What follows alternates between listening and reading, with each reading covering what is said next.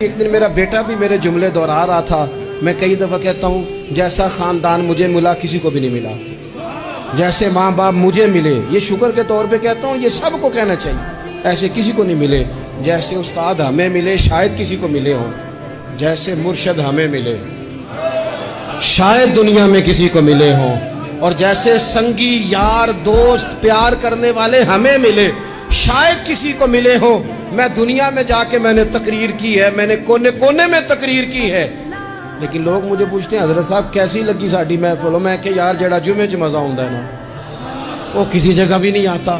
جو ذائقہ یہاں آتا ہے بات کرنے سننے کا وہ نہیں آتا. میں کیا کروں, بات سمجھ لیں, آپ مزاج شکر کا پیدا کریں اور میرے نبی پاک کا یہ فرمان یاد رکھیں, آپ کے اندر اعتماد آئے گا.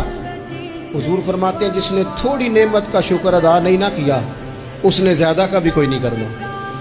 جو تھوڑی نعمتوں پر اللہ ان شکرتم لازیدنکم, تم شکر ادا کرو گے تو اللہ نعمتوں میں اضافہ کر